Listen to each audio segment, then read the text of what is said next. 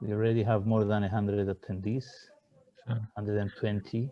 yeah, so let's start. Okay, let's start then. Good afternoon, good morning, good day. We are in different time zones, so we have people from around the globe, so it's different time of the day for each one of us. Let me first of all welcome everybody to the second webinar of the 2021 Masterclass series. We have an international audience of eventually more than 200 participants that we expect from all over the world, and thank you very much for this. We have an interesting discussion today ahead, to which we all look forward. The highlight of this section is the discussion of the application of EPR in countries with significant informal sectors. We are all learning from the experience of these countries like Chile and Colombia, and we are happy that we have Chile presenting for us today. We are glad, therefore, that we have all this exchange of experiences and the chance to discuss with people who have been through this transformation in their countries firsthand. I will not spend more of our precious time. I will just pass on the floor to Joachim for his introduction on behalf of EXPRA. Joachim. Yes, thank you very much, dear Kyriakos. Thank you very much to all of you for joining us. A warm welcome on behalf of the Extended Producer Responsibility Alliance and as well of the International Solid Waste Association, which both I have the honor to represent today. EXPRA, just very short, is a platform, a network of 27 EPR systems for packaging, all working on a non-profit base and all owned by the so-called obliged industry. Extended producer responsibility, as you know, is a very complex tool, a very applying tool, taking attention more and more all over the world. So just very short to remind us what it is. It is an individual responsibility to those producers who are putting a product or a packaging onto a respective market. This is always a financial responsibility and very often also an operational responsibility to ensure that the products, the packaging you put on the market are coming back in the circle, so not ending up on landfills or not being incinerated, but staying in the circle, in the economic circle. That's the sense of every extended producer responsibility system. Part of these responsibilities are usually passed to a joint entity, to a producer responsibility organization, because very often it makes much more sense to organize the collection, sorting, and recycling together, so that not each inhabitant has to bring back his product to the one where he has bought it and received it, but can put it, for example, in a yellow bin, in a blue bin, depending on the national collection system. EPR is a concept, a tool, economic tool, but unfortunately neither a business plan nor a franchise. So we are not able to write a paper of 100 pages and to give it to everyone who is interested so that he can easily set up the system.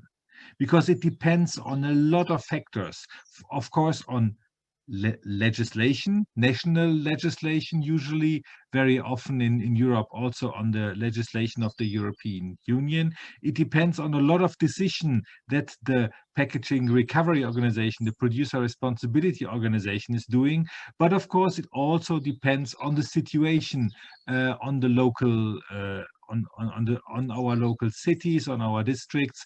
Very often our local authorities are able to decide how the system, the collection system, should look like for the local contexts.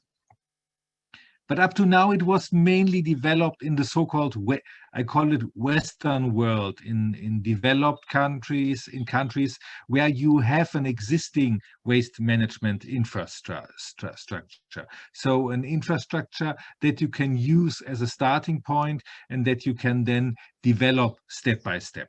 So, for example, in Germany, we had an infrastructure to collect household waste, and we were already separating our paper and separating our glass. So it was, besides all the challenges, it was relatively easy to add another container for plastic waste and for metal waste, and to extend the collection of the other materials. And now, in more and more countries which are thinking to introduce this concept of EPR, the backbone of this collection is done by the so-called informal sector. So we have to see, are we able to apply the concept in these countries as well? I think we think yes, but we have to apply involvement, inclusion, enable these people to do the job as circular economy is needing them, to educate them and to help them to do it in the right way. That's my first thought to introduce to the topic, and now I pass the ball to my colleague Sydney from PSI in Boston, who will share you some thoughts as well. Thank you, Joachim. Let me get my screen up. Here we go. Okay, can you see that?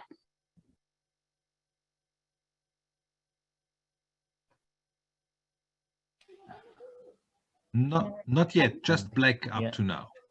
Just black, okay. Just black. Bizarre. I will try again.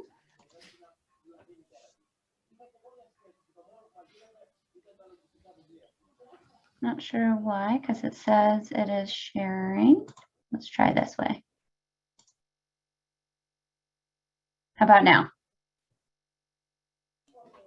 No, it's still a black screen. Now we have it. Great. Okay, well, it probably just needed a minute to think. I'm not sure. So thanks, Joachim, again. Hello, everyone. My name is Sydney Harris. I'm a senior associate at PSI, the Product Stewardship Institute, and I am our lead on packaging. So PSI, again, the Product Stewardship Institute, is a national nonprofit located in Boston, Massachusetts, and we work to reduce the health and environmental impacts of consumer products from design and production through to the end of life. And our approach is somewhat unique. It is to build capacity for product stewardship and EPR by facilitating dialogues among key stakeholders. We try to forge lasting agreements that are rooted in producer responsibility and sustainable materials management. And we really like to hear from all voices when we do this. We represent government members from over 47 states right now. Would have to quickly double check. And over 120 partners from around the US. And I'm so sorry, but my screen is doing a really crazy thing. So I don't know if you're seeing that, or if you can still see the slides. Yes, we see. We can see. All fine. Okay, great. So I don't know if it will let me change the slide is the only thing.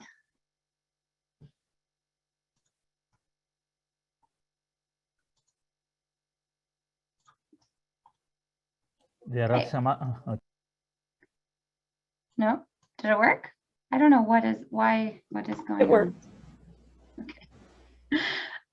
So we have over 120 EPR laws in the US right now. PSI has helped to pass these over the past 20 years.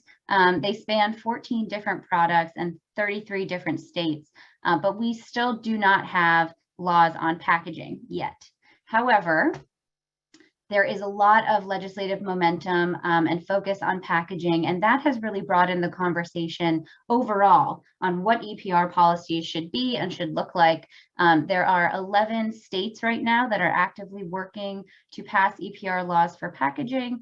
There's also a national bill called the Break Free from Plastic Pollution Act that would do a number of things, including enact a national EPR program for packaging. And because of all this momentum and all this activity, there is a really robust, I think, conversation on what EPR means now, what it can mean, what should be included in these policies. And I want to say there are a lot of different elements of how to make EPR policies inclusive and equitable. And the focus in the US is very much on environmental justice. So I'm just providing a brief overview now. So I'm just going to barely touch on these topics, but some of the most important things that we're discussing here in the US are recycling accessibility, whether that is physical accessibility, translation of materials, where there is access between rural and urban communities.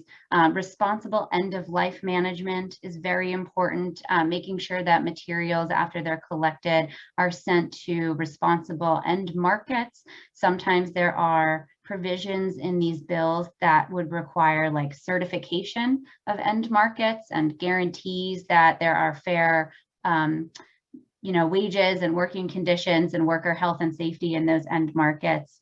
Then there's equitable economic opportunities that are also critical. And I think that's what a lot of our panelists will touch on today. But, again, worker health and safety in facilities, living wages, supportive benefits, when there are independent contractors or independent workers who are not part of, say, a municipally run system, making sure that they are included in policy decisions and also in the economic opportunity that EPR creates. So there's a lot there. And again, I'm really just setting the stage for our panelists today. So I'm not going to go in depth about this.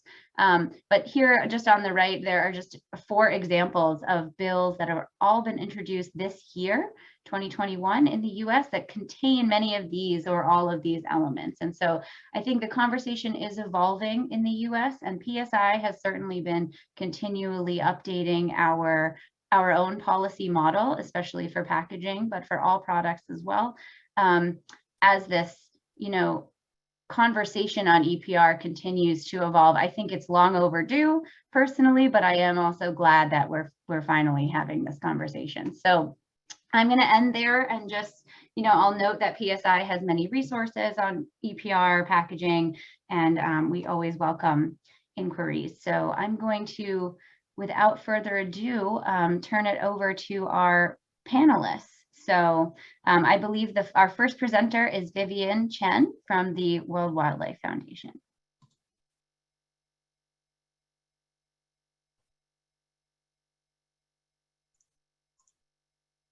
So can I share screen now? Yes, try to share your screen. Let me see.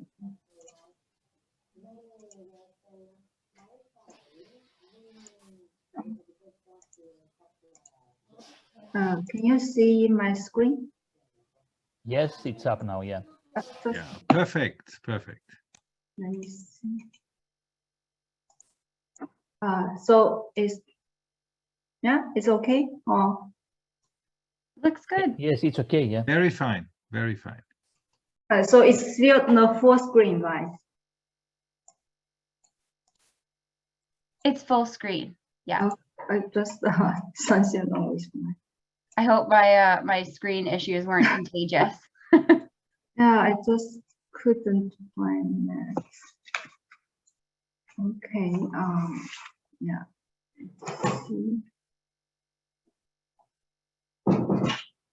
So thanks, Harris, and thanks to EPR and the PSI for providing such a great learning platform to promote the EPR concept. I'm very great to be here, and my name is Xingchen. I'm working in the WWF as an EPR project manager, focusing on developing countries EPR project implementation. Today, I'm going to talk about the WWF perspective on the EPR, inclusive EPR system, and focusing on the informal sector integration. First, I would like to give you a brief introduction about WWF and our work on plastic and the EPR. So many people's first impression of WWF is only about wildlife conservation, but in reality, we work in a much broad range of areas. This year marks WWF's 16th anniversary as one of the largest environmental NGOs. WWF implements more than 100 countries, about 30,000 projects. And our topics focus from the climate change, forest, oceans, and the wildlife, and also plastic. At every level, we work with people around the world and the partnership with companies, institutions, and governments to deliver and develop innovative solutions to achieve the vision of a future where people and nature live in a harmony. And plastic pollution has become a global crisis. The complexity of these issues demands a holistic and cross-cutting approach. Therefore, 2 years ago, WWF initiated No Plastic in Nature in a project aiming to reduce plastic pollution through improving the global governance framework, and at the same time, accelerating the transition to a global circular plastic economy with a focus on material and the product redesign, consumer behavior, and the circular waste management. This initiative including 3 working streams, and WWF is one of the leading NGOs advocating a global legally binding agreement through the involvement in the UN conference, G7, and other high-level international forum. And more than 2 million people signed the WWF petition calling on the governments to create a treaty, and 50 business signed a manifesto supporting the treaty. And by the end of 2021, there will be at least 25 cities from the most polluted 5 countries commit to WWF Plastic Smart City Network and develop concrete actions to minimize the plastic linkage into the nature. And under the business pillar, WWF partner with companies to turn their plastic commitment into the meaningful and measurable actions and drive the high impact industry actions. And for EPR and WWF, we think EPR is a cross-cutting project. And because we believe EPR is used well, if used well, is a critical tool to achieve the plastic circularity. Through EPR scheme, it can hold producer accountable for the end-of-life impact of their product and the package, as well as encouraging the holistic eco-design in the upstream. Together with other organizations, we provide capacity building, perform the research and the feasibility study, facilitate the PRO, organize the multi-stakeholders discussions, and lobby the national government for an effective EPR system for package. And currently, we are working in these 15 countries through various activities on EPR adoption and enhancements. So WWF is one of the few NGOs promoting mandatory EPR for package on such a broad scale. Over the past 2 years, we have made significant progress with our international and national partners. And for Vietnam, Singapore, South Africa have passed the EPR framework. And Kenya, Philippines, Malaysia, China have released the EPR legislations. And Norway now is working on with the Norwegian government on the EPR improvements based on the comprehensive assessment study on current Norwegian EPR system. Also, WUS is very active on the policy advocacy public campaign on the EPR topic. So we made a significant progress, but there's still a long way to go to achieve our target. EPR is a concept needed to be adopted. So as a result, we encounter in these countries sometimes different challenges, but one of the common challenges we face in developing countries is the informal sector integration. So here you can see that for the informal sector, one of that is in the most developed countries, there's no much informal sector exists. But in the developing countries, informal sector play a very important role in the waste management sector. But there's not many successful scale-up integration example to use as a reference. And also there are low awareness from the business sector to integrate the informal sector into the EPR system or to the waste management system. And for WWF, one of our principles on the identification of an effective EPR scheme is inclusivity. Regarding the waste management sector, it's more about the informal sector integration. So we believe that waste management intervention should include consultation with the informal sector to ensure inclusive solutions and safeguard the livelihood and the fundamental human rights of waste workers. The better the integration, the more effective the EPR system will be. The waste management sector is a labor intensive with a low initial capital requirement. So it's one of the reasons that this sector is particularly attracts people working informally to boost their income. And in general, so there are many different views regarding the informal sector, but in general, individuals or enterprise involved in private sector recycling and waste management activities are not sponsored, financed, recognized, or supported, organized, or acknowledged by the formal solid waste authorities. But drawing a clear boundary on where informal activity comes to an end and the formal work begins is generally difficult. Here the graph demonstrates that the informal sector is active at all waste management chains, although it's heavily involved in the low levels. The informal sector plays a critical role in the waste management system. In most developing countries, it's the backbone of the recycling sector.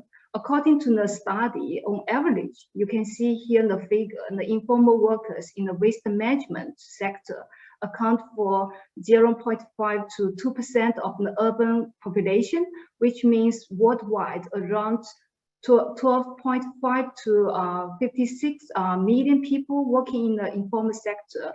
Among that, estimated 6 to 12 million live in China, India, and Brazil. They also make this informal sector workers, they also make a significant contribution to the environment. So according to the study, about 59% of all plastic recycled globally is collected by the informal sector. In terms of economic contribution, in many areas, waste workers have been shown to reduce municipal spending on waste management. Meanwhile, the waste worker provides a crucial source of income for households. For instance, around 65% of the waste pickers, they earning for the waste were their primary household income source. However, the huge contribution of the informal sector has gone largely unrecognized. Instead, they encounter many challenges in terms of socio-economic and health. So very little recognition of their contribution from society, often face the social discrimination and the exclusion, and no access to the formal welfare system, and also lack the opportunity of upward socio-economic mobility. They also often experience the exploitation by middlemen, and also they don't have a stable income, and then the price, the recycling material price is also a frequent change, and also in terms of health, because they don't have they are not afford to buy the personal protect equipment, so it's they have very high risk of the health issues. And South Africa recently developed a study on the lockdown impact on waste service and the recycling economy. The informal sector play an important role in South Africa's current system, that 80 to 90% of the recycled material are collected by the informal sector.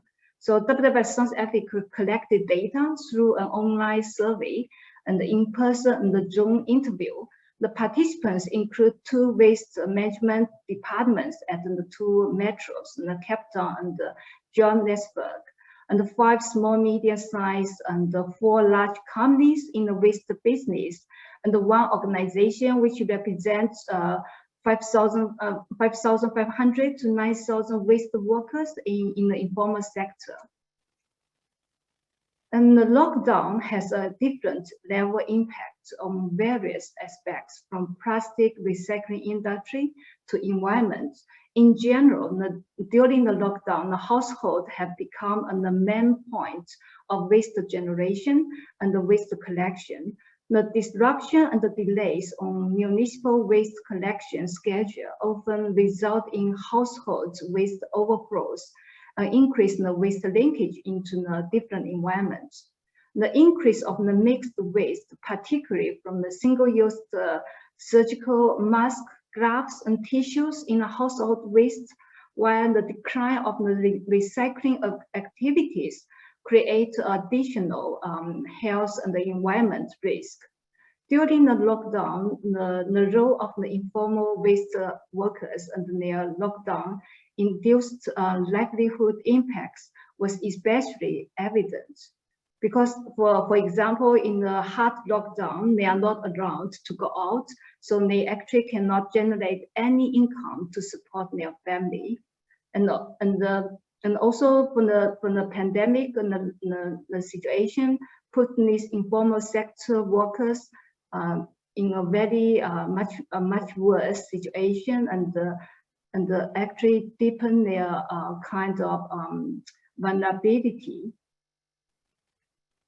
And also for during the soft lockdown, they are allowed to operate, but they are also lack of any personal protected equipment. So it's also for them posing very high risk kind of situations. When we discuss with local partners, we found there are slight different angles on the integration. Yeah, Vivian, try to wrap up in a couple of minutes. Yeah, just 1 slide. Yeah. So so when we have a discussion with the local partners, we found there are 2 slight different angles. So one is focused more on the EPR, and one is focused on the informal sector integration, informal sectors. But all can work very well. But I think the basic is we need to understand the informal sector, who they are, what they do, and what they need, because it will help us to understand the diversity of this group and their activities along the waste management chains. But we think there are 3 levels of work we need to focus. The policy framework that is in the top, to advocacy in the government to have a regulation to include the informal sector into the in the framework.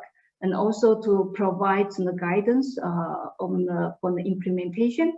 At the operation level, we need to change the cash for trash tradition, and we need to more focus how to formalize the informal workers as an employee and also the business partners. And we also need to create an enabling environment to do the public, to increase the public recognition, capacity building, and the pilot projects. And here is the last slide. The WW law on the informal sector, what we see is we need to engage the public to increase the awareness, and we need to change the behavior of the society, and we also need to provide the education capacity building for those informal waste workers. And in the other side, on the policy advocacy, we need to advocacy on the inclusive EPR schemes, and also to make sure that informal sector has been included in the discussion. And we also need to conduct research and the studies to help the government and industry to make the best choice, and also promote pilot projects to catalyze for the change. So I think the integration of the informal sector is a long way, is an ongoing process, and it's a kind of transformative process. It needs joint efforts from all the stakeholders, and we are happy to see that more and more organizations now focus on these topics, and we hope in the future we will partner together to continue this journey. Thank you. Thank you very Vivian. much, Vivian. Thank you very much for this interesting presentation, and I really think you are doing a very important and very great work here, and that in the end, only if we all work together, we can achieve what we are trying to achieve. Thanks a lot. More discussion later on, of course, because now we move first from Berlin, as far as I remember, in Germany. We are moving now to Chile, Santiago, I guess, to my friend Rodrigo, who is an EPR expert since many years, and I'm very happy that he is a member of my working group within ISWA, Governance and Legal Issues, where we discuss EPR matters from all around the world. He's a very active member there. He's running a project about EPR in the developing world. So I can only ask all of you who are interested to cooperate with various actors that this working group within ISWA is a good place for discussion, for learning, but also for working. So you cannot just sit back and relax and consume. We are always asking our members to do their bit as well. Now, Rodrigo, the floor is yours. More about Chile, more about your activities. Thank you. Thank you, Joachim. Oh, excuse me. I started by the end. Okay, so today I will speak about what we are doing in the ISWA working group, Governance and Legal Issues, as Joachim mentioned, to then continue about Chile and the inclusion of the informal sector under the EPR implementation process. So to continue, I will refer to waste pickers as informal recyclers. So regarding our ISWA working group, Governance and Legal Issues, we are working in a project to try to support EPR implementation in developing countries. As you can see, our working group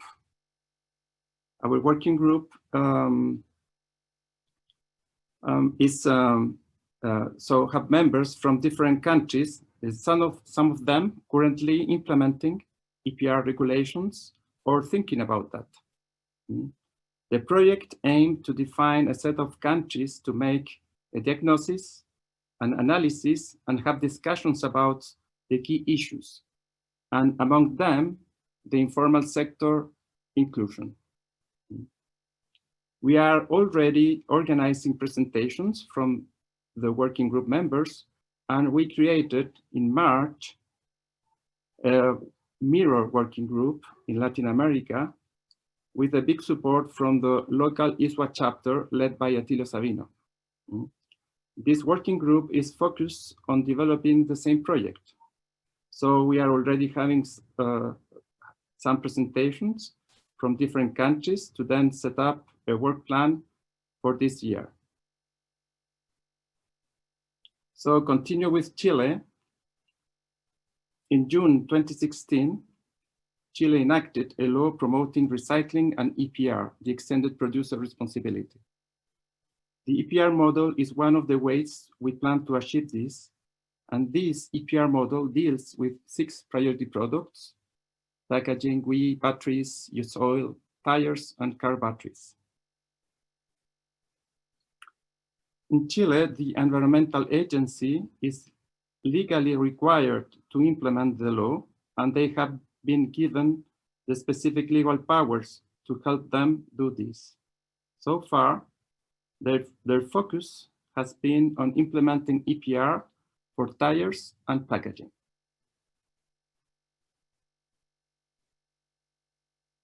Regarding household packaging, a specific decree law established recycling targets for different material streams: green cartons, metals, papers, plastic, glass. The targets are pretty demanding and not too far from the EU targets for 2034. Regarding informal recyclers and their obligations, they must be certified through the National Labor Competency Certification System. Once certified, they must register as waste contractors in the EPR web information system, and as waste contractors, they must be authorized as any formal business. On the other hand, PROs will be able to contract them directly without the need to bid. They may participate in PROs' open tenders. PROs' work plan must consider a specific formalization plan for informal recyclers. 50% of PROs' drop-off points must consider informal recyclers as administrators, operators, and/or collectors. And the fair price must be established to compensate their work.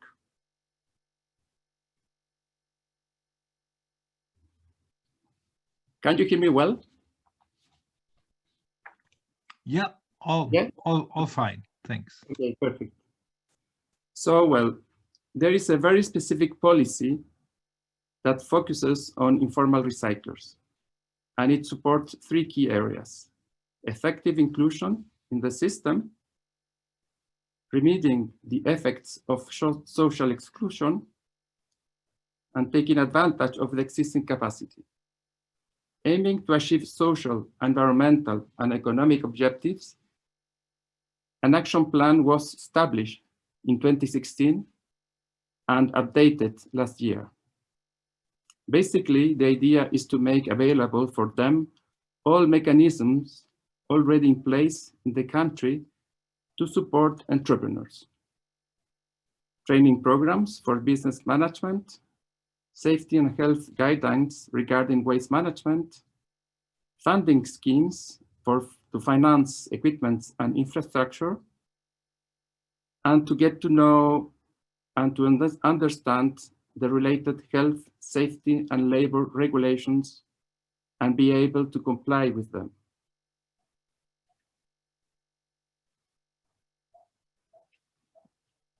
Starting a recognized trade or a new workforce sector is not easy.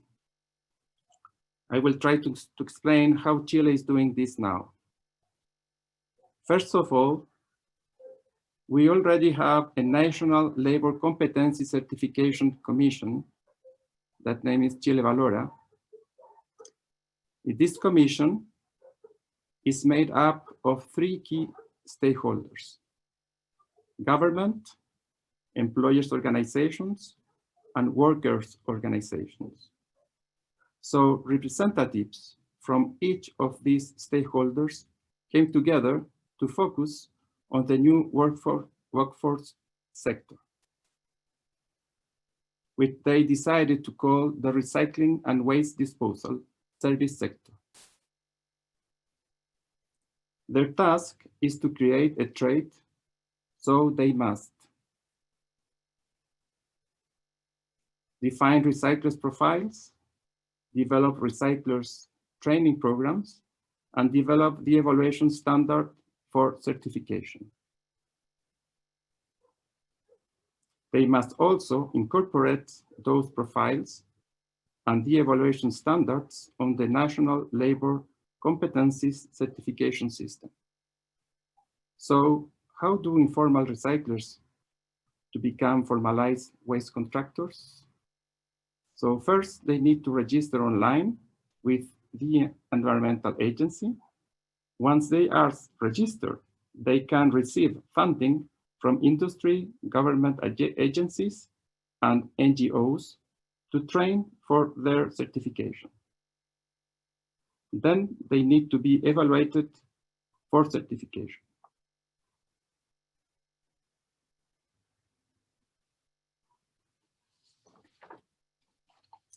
A waste contractor or formalized recycler is defined as one of 4 profiles: basic recycler, advanced recycler, storage recycler, and manager recycler. The certification process is quite interesting, and it is designed to make it very practical for the informal recycler. When an informal recycler is ready to be evaluated, they book an evaluation with one of the certification organizations and pay a fee. The certification organization will go to where the informal recycler works with a specific evaluation form. They will observe the informal recycler as they work and ask them questions about the job to see where they can meet the evaluation standards. When the informal recycler demonstrates that they can meet all of the evaluation criteria, the certifying organization will certify them. I really like this evaluation process because it includes everyone, even the people who cannot read or take tests or write. It only evaluates what is really important for the job. It is respectful, it ensures dignity, and recognizes their status in society.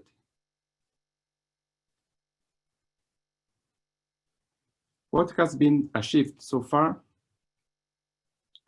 The environmental agency estimates the total quantity of informal recyclers around 7,000.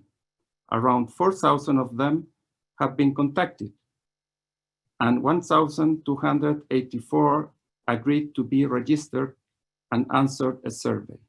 We will speak about this survey in next slides.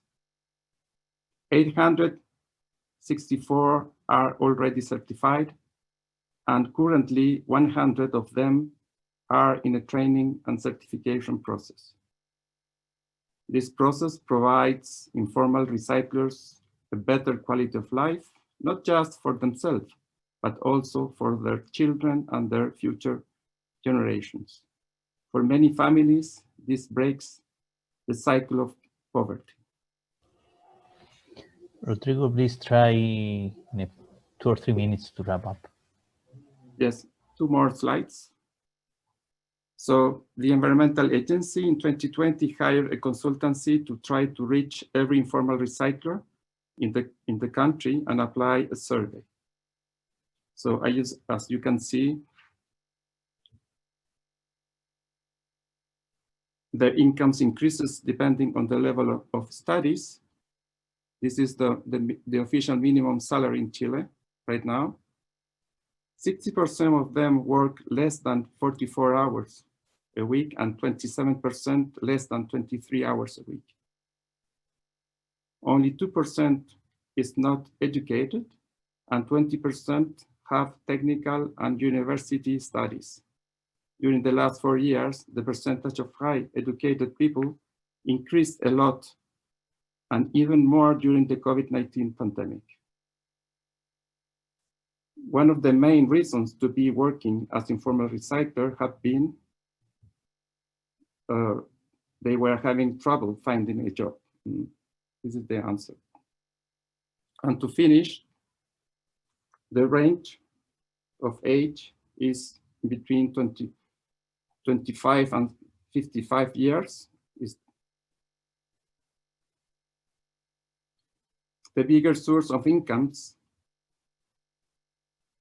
in the household's selected collection. So the main source of incomes are in this type of service. And the more attractive material streams are metals, paper, cardboards, and aluminum cans. And what is really interesting to know is that 50% of them are equipped with pickup trucks and or trucks. Thank you very much.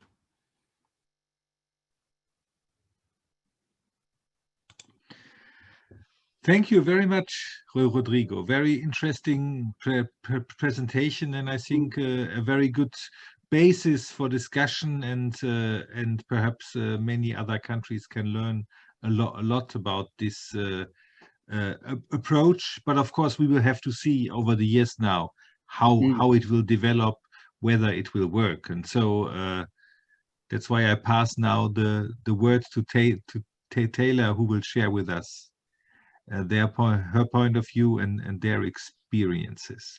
Taylor, the floor is yours. Thank you. Thanks so much, Joaquim. I'll start, and then I will hand it over to Soledad Mella, who's from Chile, and will contribute a little bit more to that Chilean case.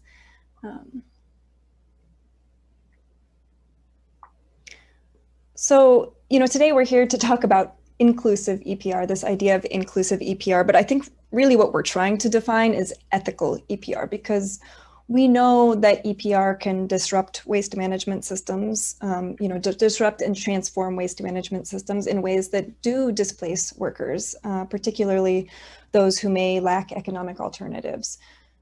So in 2019, the organization that I work with, called WeGo, which stands for Women in Informal Employment, Globalizing and Organizing, we got together with representatives from the Global Alliance of Waste Pickers and started a working group to really just explore this idea of, EPR and the impact that it has on waste pickers. We've been collecting case studies, exchanging ideas and experiences, developing and testing workers' education materials, and then from this are working with waste pickers to develop a set of recommendations for more ethical and inclusive EPR, which will be released sometime later this year. So this presentation really reflects some of our findings through that process. And what we've seen is that EPR, it can lead to displacement and exclusion of certain workers by attracting new actors into the sector that waste pickers struggle to compete with. It can introduce higher barriers to participation, such as costly registration fees or equipment requirements. It can also exacerbate the consolidation of the sector into, one or a few powerful actors, especially when producers' organizations are heavily involved in the implementation of these systems. But of course, there's a lot that can happen before that point, that can lead to more exclusionary processes that marginalize certain actors in the system. So we'll go through that a little bit. We know that we need, in order to really safeguard the role of informal workers, and including waste pickers, but also other supply chain actors that are informal within the system, and also in order to safeguard really what I call low barrier opportunities in these systems, we need to strengthen the role of waste pickers and other informal workers in the debates to develop EPR. And I really want to emphasize too here that we're not only talking about the developing country contexts, right? We have waste pickers are active throughout the global north as well. And many of them are really critical supporters of EPR systems, particularly our deposit return systems on beverage containers, but they really lack recognition and influence in those systems. It's difficult to find really truly low barrier entry points into formal work if you're coming from kind of an informal perspective on these systems. So we really need to be analyzing this issue of inclusion in EPR everywhere in the world. And one of the first steps to planning informal sector integration into EPR is research. We need to understand how the waste system is working in a place, who the actors are, both formal and informal, because without this, it's impossible to understand who exactly needs to be brought to the table in the design of a proposed EPR system, right?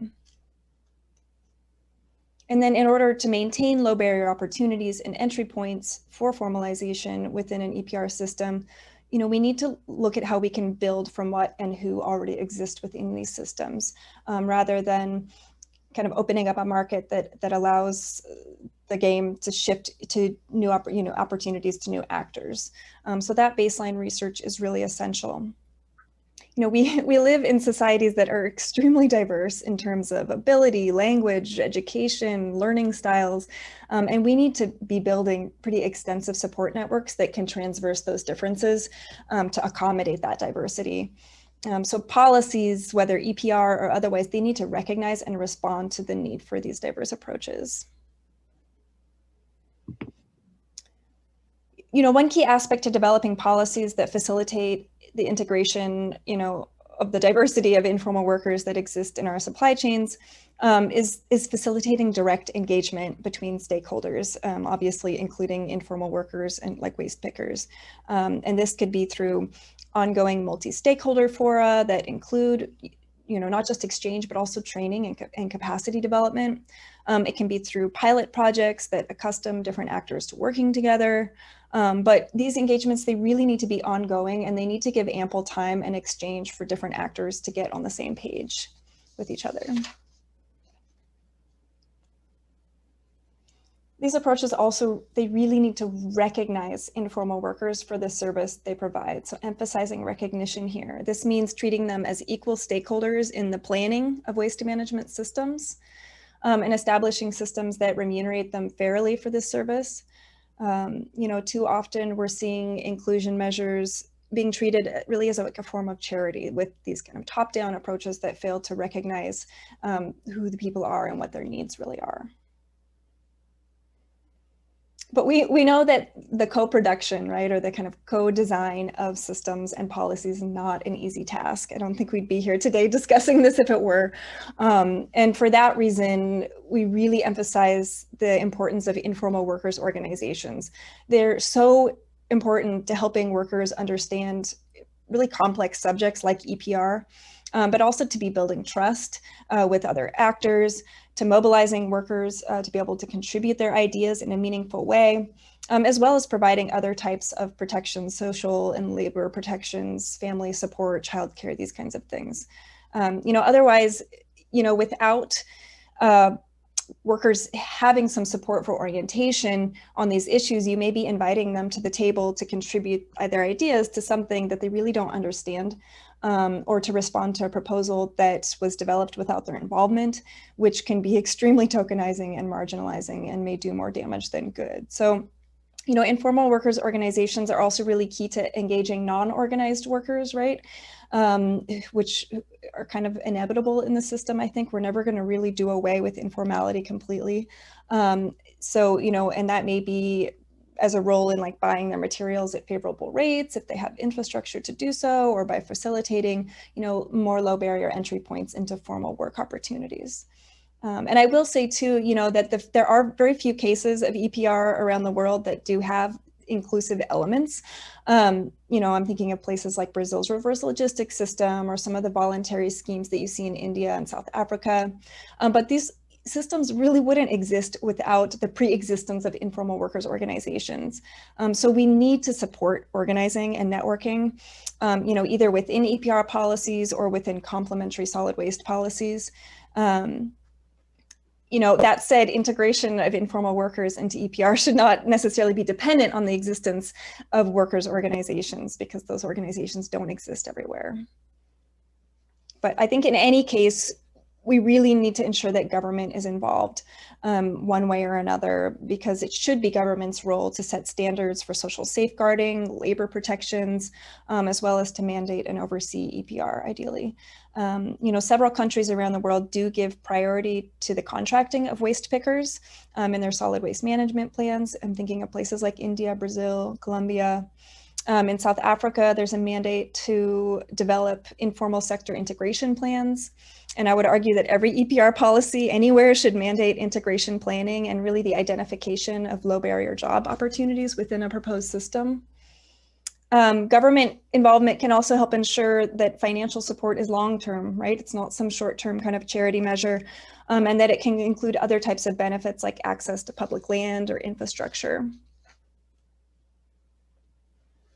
Another thing that's come out is that, in introducing EPR in a way that doesn't immediately create massive competition for existing informal waste recovery systems is to really be prioritizing filling gaps in these systems.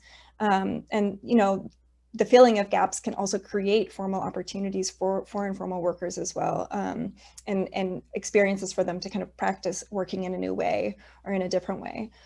So we're talking about improving markets for low value material to incentivize their recovery, rather than targeting high value material like PET bottles, which may already have a really vibrant informal recovery system.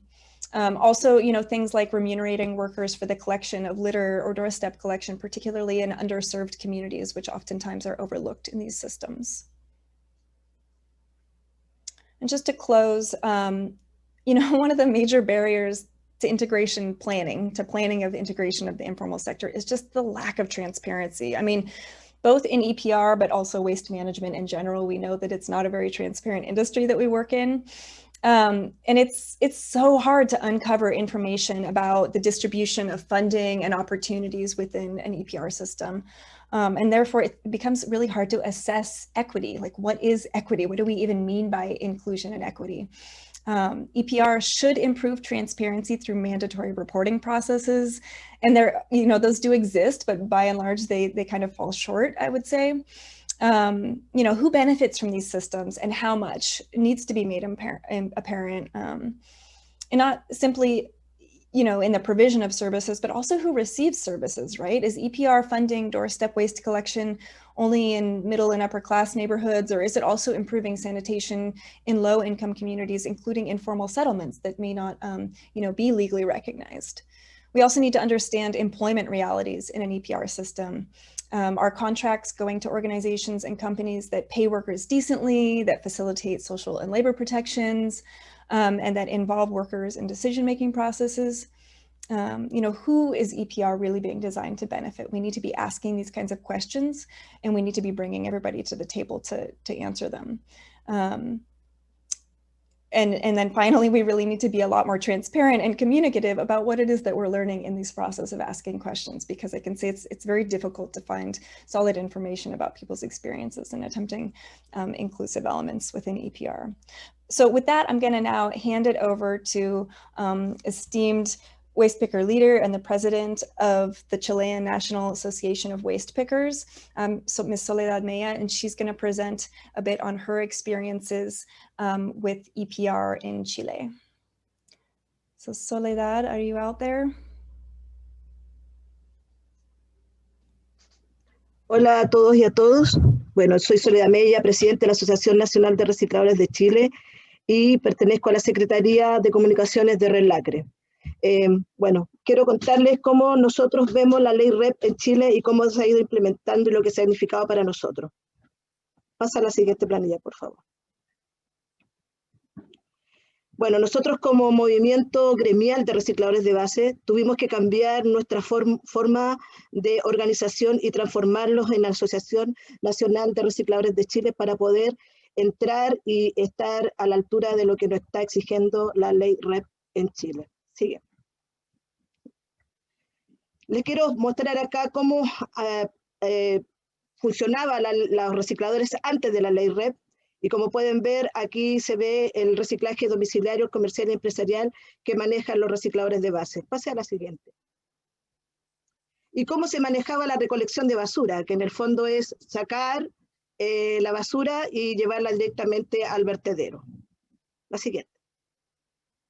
Bueno, ¿cómo funcionamos nosotros los recicladores antes de la ley? Como pueden ver, ya nosotros teníamos un sistema de economía circular que tenía que ver con la extracción de recursos naturales, la entrada a la industria al comercio, el comercio al consumidor, y ahí los recicladores recolectábamos, llevábamos directamente al intermediario y luego nuevamente a la industria como materia prima para ser procesado. Y la forma que lo hacía el sistema antiguamente y que lo sigue haciendo es de la forma lineal, que tiene que ver con contenedores de basura, recolección de basura y directo relleno o a la incineración muchas veces. Cambio. Con la ley REP aparecen nuevos actores que nosotros no teníamos contemplado dentro del manejo de residuos que nosotros hacemos mucho antes de que apareciera la ley REP. Y en ellos están los productores, que son los encargados de hacerse cargo de los productos que sacan al mercado. Está el sistema, que es el sistema de gestión, que es el sistema integral de gestión de residuos, que ellos van a hacerse cargo de que se cumplan las metas que el Ministerio de Medio Ambiente le está exigiendo. Y por otro lado aparecen también estos gestores, que son las empresas, los que van a hacerse cargo de la recolección de los residuos en Chile para poder cumplir con las metas y entregarlo al SIG. Pero en este escenario, al final dice recolectores que son los que van a realmente a meter la mano a la basura y obviamente vamos a ser nosotros los recicladores de base. Sigue con la otra hoja. Así funciona la ley REP en Chile. Como pueden ver, la producción, Ministerio de Medio Ambiente, el sistema que va a valorizar y va a trazar los números, y aquí ahí están los productores, pero yo quiero que se detengan acá donde dice gestores.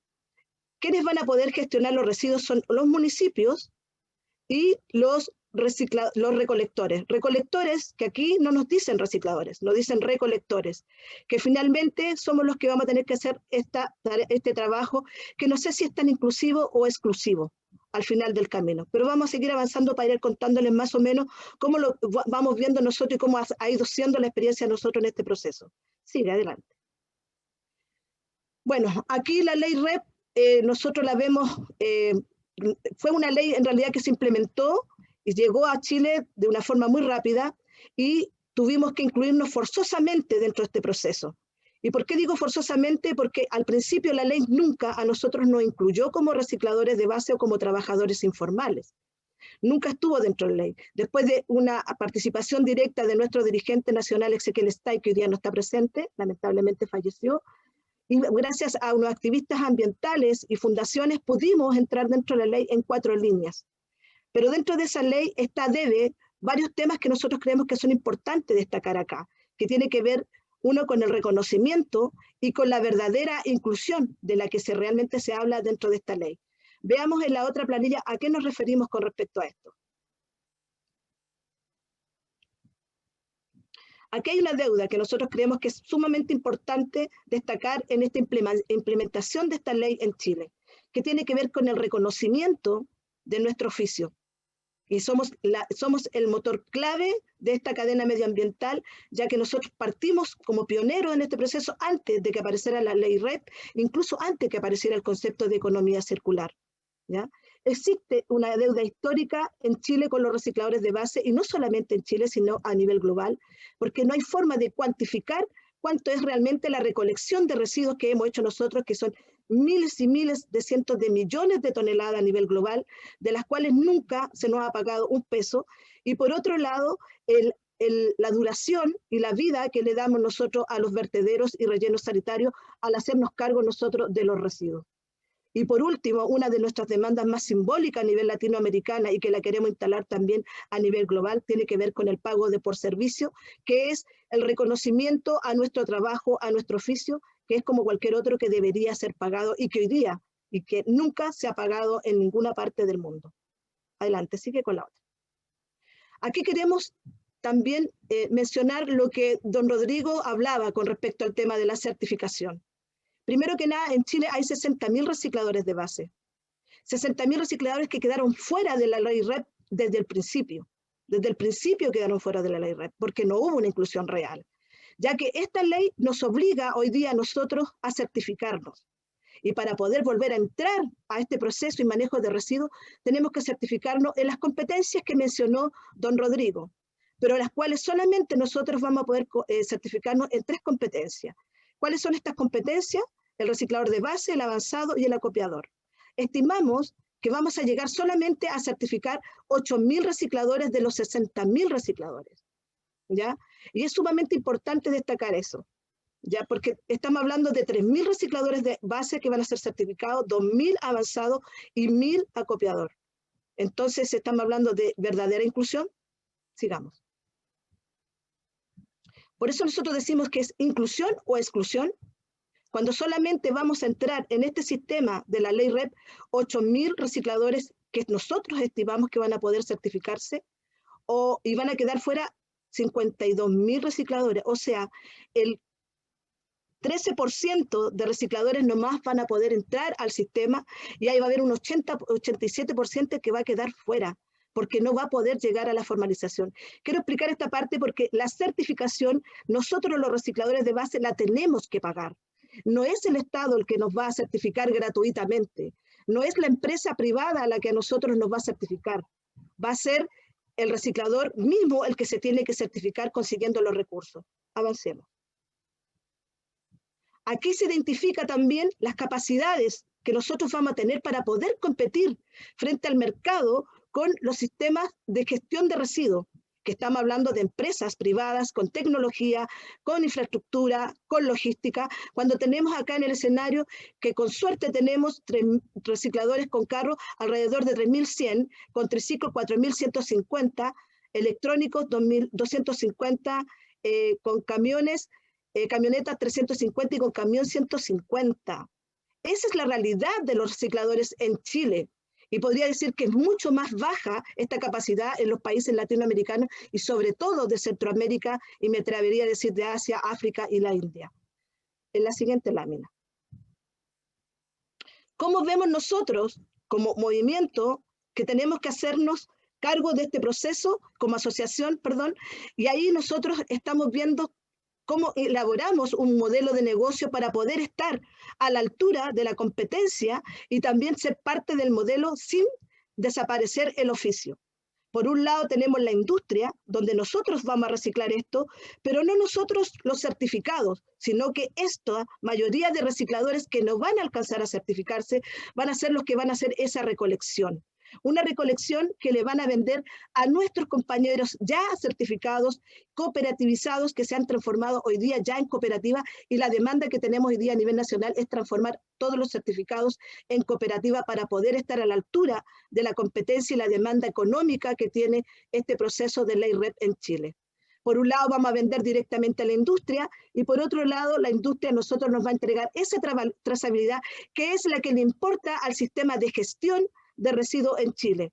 Esa trazabilidad va a entrar por nuestra plataforma Nehuen Recicla, a la cual también la estamos levantando para poder estar dentro de la competencia, y ANARCH, que va a ser la asociación, el alero de los recicladores informales y de las cooperativas, va a entregar esta trazabilidad al sistema de gestión, el sistema de gestión al Ministerio de Medio Ambiente y a los productores. Y los productores van a hacer llegar esos recursos directos del pago por trazabilidad a nuestra asociación y la asociación le va a pagar a cada uno de los actores de las cooperativas y los recicladores informales para esa trazabilidad.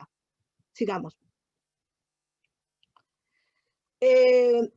Acá nosotros tenemos un concepto, frente a esto tenemos un concepto sumamente importante que creo que a nosotros nos llama mucho la atención de la ley REP, que tiene que ver con el concepto el que contamina paga, que tiene que ver con el principio básico de la ley REP y que es el que contamina paga. Ahí a nosotros nos llama mucho la atención y nos preocupa enormemente, porque cuando se pronuncia este concepto el que contamina paga, nosotros nos preguntamos realmente cómo va a pagar, quiénes van a pagar y con qué van a pagar. Y ahí nosotros deducimos realmente que esta es una ley de mercado, definitivamente. Para nada ambiental, porque le da la oportunidad al que contamina a pagar por su contaminación y no detiene la contaminación. Y por otro lado, no respeta ni protege los derechos humanos, que tiene que ver con el derecho a consumir un agua sin residuos químicos, un aire limpio, en fin, un montón de cosas que este concepto del que contamina paga deja muy libre a los que hoy día producen productos que contaminan solamente en un tema valórico en moneda, en dinero, y no en un tema valórico humano de respeto a los derechos humanos y de respeto al medio ambiente real. ¿Y quiénes son los que realmente hemos pagado esta contaminación y los hemos hecho cargo? La siguiente lámina. Son los recicladores de base. Son los que nos hemos hecho cargo durante muchos años antes de que apareciera la ley y antes de que apareciera cualquier sistema de gestión de residuos. Y ahí donde nosotros queremos hacer un llamado muy profundo a todas las empresas o a todos los países que pretenden implementar esta ley, primero que nada, incorporar realmente a los recicladores, no incluirnos. Nosotros no queremos inclusión. Nosotros no somos incluidos en algo que hemos hecho más de 50, 60 años. Conocemos nuestro trabajo y lo hacíamos gratuitamente y lo hemos hecho gratuitamente durante muchos años y lo seguiremos haciendo mientras no haya una conciencia real de reconocer nuestro oficio y nuestro trabajo, que es un servicio. Y por último, la necesidad de invertir realmente, si quieren que seamos parte y que realmente seamos protagonistas de este proceso y que creemos que somos los protagonistas y estamos seguros de eso, es realmente invertir en los recicladores de base, es realmente poner los recursos en manos de los recicladores de base, que haya inversión en infraestructura, en logística, en maquinaria, que es lo que hoy día los recicladores de base no tenemos. Seguimos acopiando el material en nuestras casas y siguen los recicladores trabajando en vertederos relleno a cielo abierto, donde las condiciones laborales son infrahumanas y que hoy día nosotros demandamos nuestros derechos sociales, nuestros derechos humanos a ser respetados y realmente a ser incorporados e integrados a estos procesos y no a ser incluidos. No podemos ser incluidos en algo que lo conocemos y lo hacemos hace muchos años. Muchas gracias.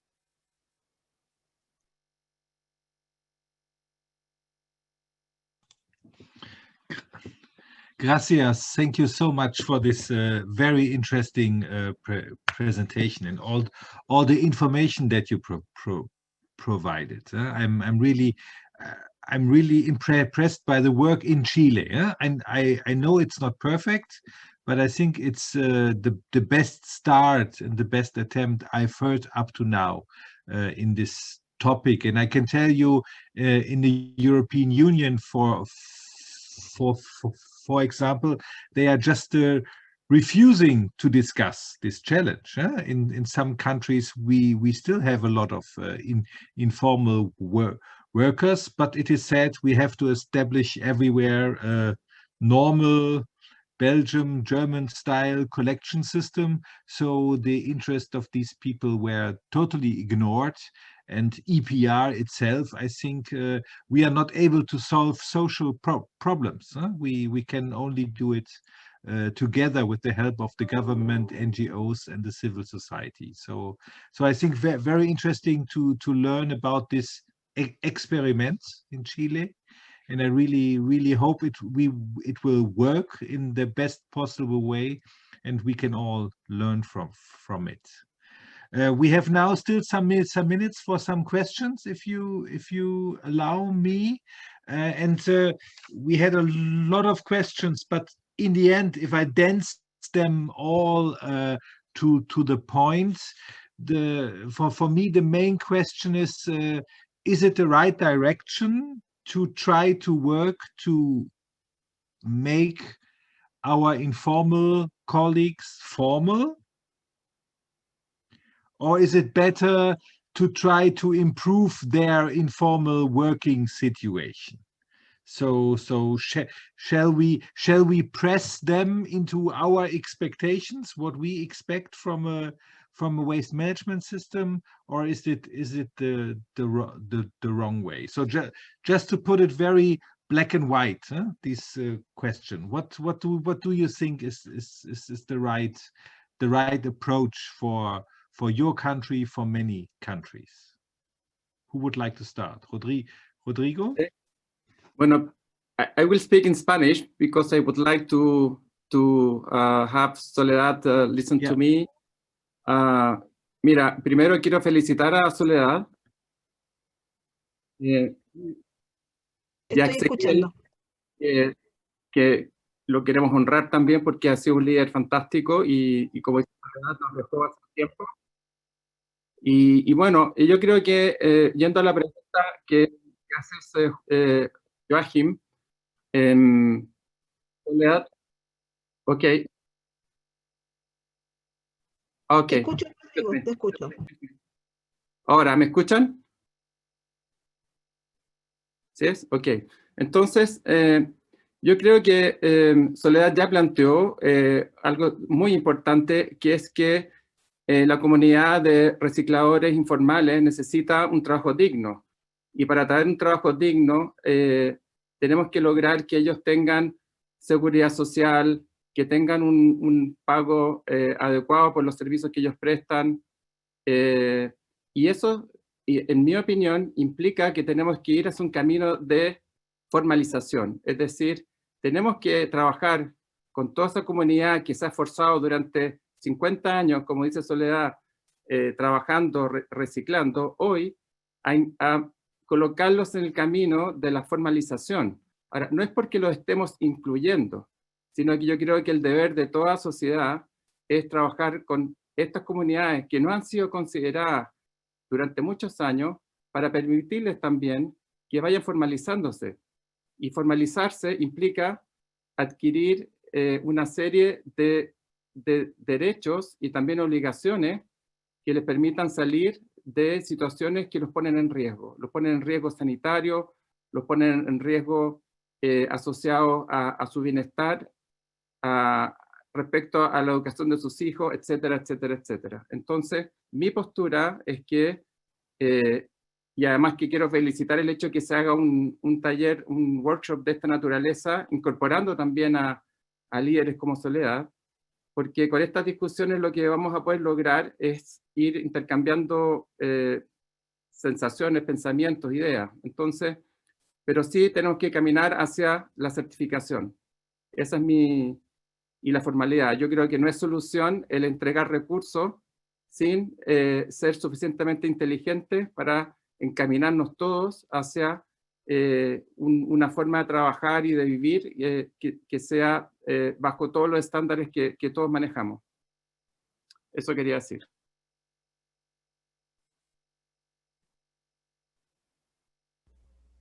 I can add to that.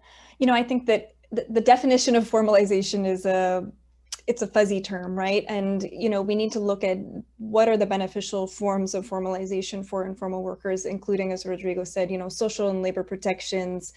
You know, if certification is on the table, they need to see the benefits of certification, right? What kind of support will it give them in order to be able to perform their work better and to be better protected? Somebody says they can't hear me. Can you guys hear me? Okay. You know, and so we really need to understand what we mean by formalization. And we also need to really analyze labor and formalization, right? Because what we see is a trend towards the formalization of enterprises, okay? So, and that's great for governments. It can increase their tax base. It can, you know, you have registered companies, but oftentimes within those companies, you see informal labor persisting, right? So we're talking contract labor, gig labor, these elements. And we know that informal labor, informal employment is increasing around the world, including in the global north. So that's what I'm saying is we need to understand formality and formalization on a granular level to really understand what's happening so that, you know, governments aren't just, and companies aren't just pushing for formalization to increase the tax base and to try to, you know, basically enable certain companies to maybe compete better than others. You know, we really need to understand what are the protections that workers are receiving under those models of formalization.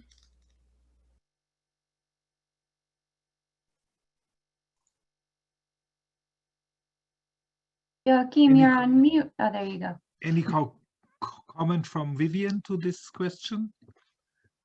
Yes, I think the formalization definitely is important, but integration cannot be achieved, I think, just by EPR, because EPR we have you have the very specific waste stream, so it's better to be done from the entire waste sector. So I think that would be have more kind of inclusive, results. Yeah.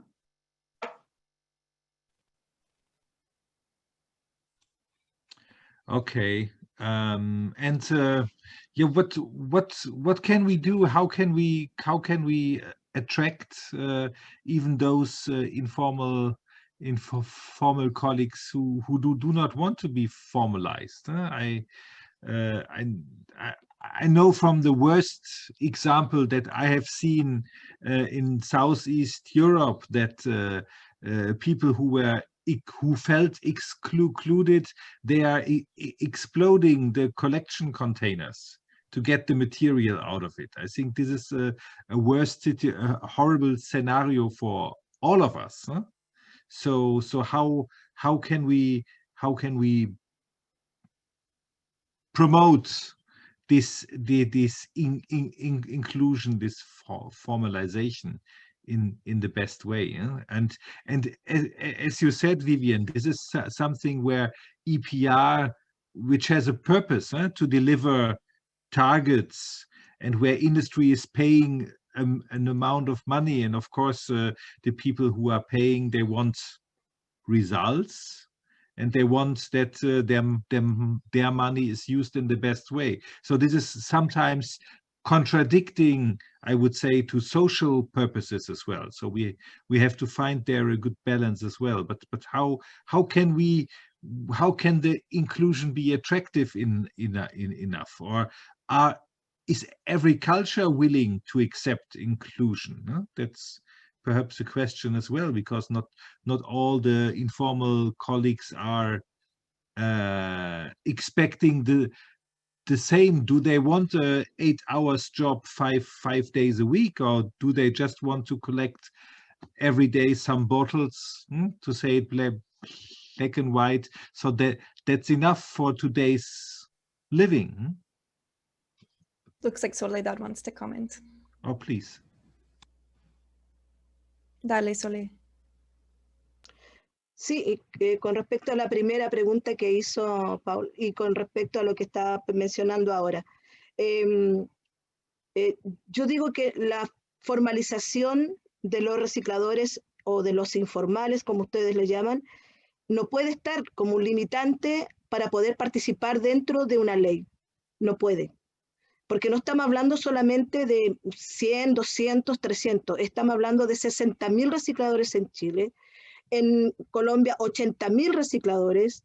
Y así puedo mencionarles un montón de recicladores a nivel internacional, que son miles de recicladores.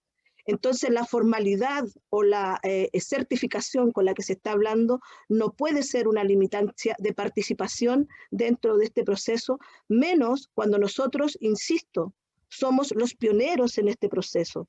Nosotros ya éramos trabajadores informales sin ningún reconocimiento e invisibles frente al sistema, invisibles frente a sus ojos. Ya no hacíamos cargo de sus desechos, ya no hacíamos cargo de sus basuras antes de que ustedes comenzaran a levantar este proceso. Entonces, ¿cómo podemos realmente hacer participar e integrar e incorporar realmente a los recicladores en algo que han hecho toda la vida? Es bajar ustedes al escenario de los recicladores de base. ¿Cómo lo hacemos parte nosotros?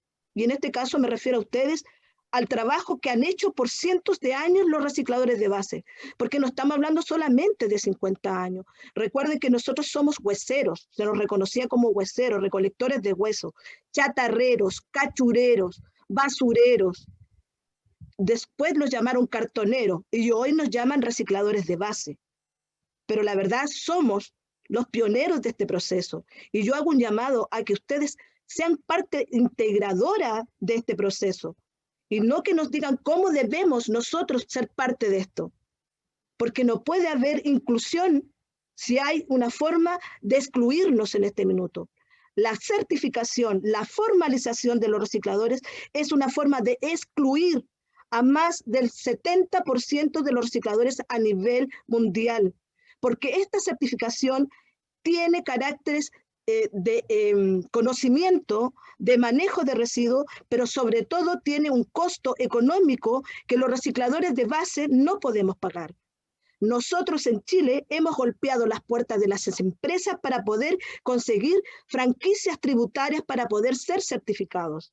Hemos tenido que sentarnos a la mesa en cada discusión política frente a los decretos que se están levantando en Chile para el manejo de residuos, para poder realmente ser escuchados y realmente poder contar con recursos para poder certificar recicladores de base.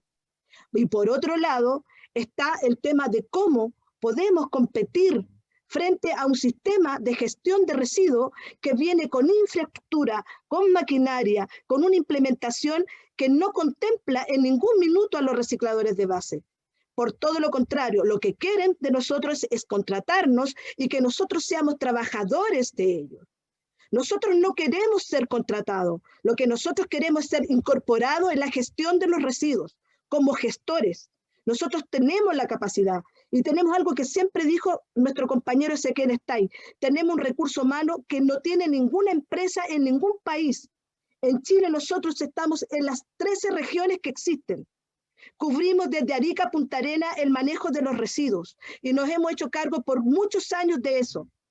Hoy día no queremos ser incluidos, hoy día queremos ser incorporados, tomados en cuenta. La discusión política, los decretos, nosotros tenemos que estar sentados ahí.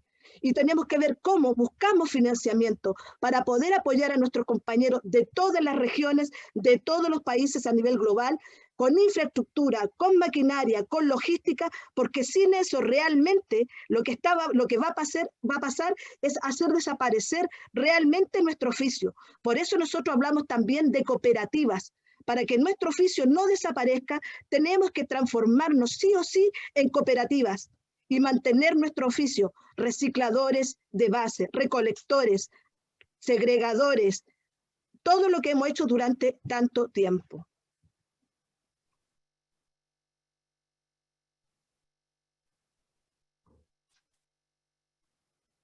Thank you. Yeah, this is an amazing discussion and really great to hear from all of you. I'm just jumping in to note the time. So I know there are so many amazing questions coming in from the audience. And I know Joachim and I had a list of questions we wanted to ask as well. But we were having such a good discussion that I think that's the best use of our time. And I think just if we have a minute, one more question to kind of build on this is I'm hearing a lot about the importance of organizing and building capacity and understanding of EPR policies so that there can be more robust policy discussions, the importance of cooperatives, for example, and transparency. And I think those two kind of go hand in hand. And I'm wondering if any of the presenters want to comment on some good examples of where that has been successfully employed. Either in your country or that you know of in another country.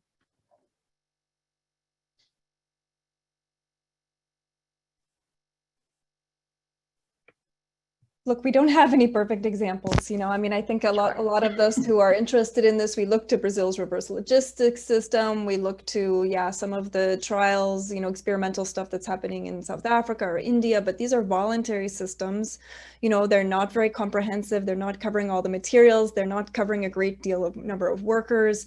The transparency is not necessarily there. Government's not, you know, generally involved because they're voluntary. So, you know, we should look at some elements of those, but we need to try to do something mandatory that, you know, is really comprehensive. And I think, you know, yeah, let's try to understand, can we address it with a system where we're actually integrating all of the existing workers who are in the system? Can we do it in a truly ethical way? We should aspire for that. Yeah, I've seen that our friend Peter Berkey from the OECD EPR desk officer if I may say. So the expert of the OECD with regard to EPR. I think that might be a question for all of us, how we can structure the discussion and the exchange of experiences globally in the future in the better way. Because we have so many people who have an excellent knowledge, usually on a certain part, and we have to find better ways to bring all of us together. Because in the end we have to solve this matter in, I don't know, more than 100 countries around the world, and in a very tight time frame. Because waste management, I think, if we would be able to improve our waste management in a drastic way, we could save so much CO2 emissions and so on. That would be really incredible. So it's not only to improve waste management, it will help for so many other things. So really a call to all of us to think how we can structure this discussion in a better way in the future. Any final words from my great four speakers? Rodrigo, some wise words from your side? No, I'm very happy to have had Soledad among us, and I think it's a key factor, the fact to be all stakeholders together looking for solutions. And I think that is a good example. And I think thinking in our ISWA working group project, we could invite to our meetings leaders as Soledad to have their opinion and inputs that will help a lot to find what we are looking for is to support countries to advance in the good way. We would welcome that, and we're happy to support in any way, as you know, from WIGO's perspective. Thank you. Vivian, some final words for us? Thank you for inviting me to this webinar. I think it's important, as I mentioned, that joint efforts is definitely a key to make the change, to make because I think at this moment, most of the integration is at a pilot project level. So we need to have country, national levels change is need more efforts from all the stakeholders. Okay. So, Soledad, some last words from your side? Sí, agradecer la participación de este espacio, agradecer mucho, creo que son muy necesarios y fundamentales. De alguna forma u otra tenemos que construir un mundo mejor para todos y todas, pero se hace necesario que la participación de los actores protagonistas de cada ley o cada decreto que se esté levantando en los distintos países a nivel global estén realmente participando estos actores, que son los que realmente conocen la realidad, conocen el trabajo y saben realmente cómo hacerlo de la mejor forma y sobre todo incorporar realmente a los recicladores de base en cualquier modelo de gestión, pero que sea de incorporación y no solamente de contratación, como se ha planteado en algún minuto en este conversatorio. Y por último, llamar a la organización, a la formalización de los recicladores de base, pero que no sea la limitante para que ellos sean parte de la gestión de los residuos. Muchas gracias.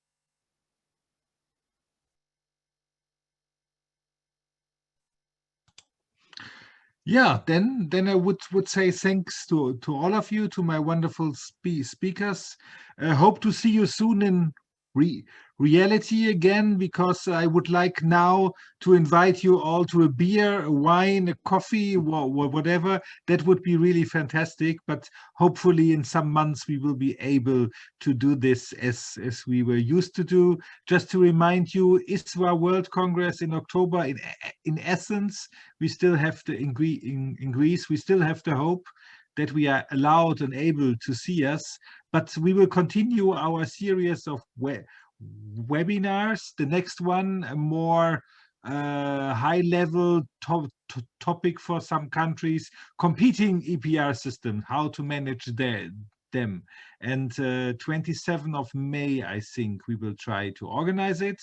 But of course, your comments, your critics, your proposals are always welcome. Send them to Kyriakos. And yeah, it was great. It was really great. And hope to see all of you soon again. So a big bye-bye and see you. Bye. Bye-bye. Thanks, everyone. Thanks so much. Bye-bye. Thank you. Bye. Bye-bye. Bye-bye, everybody.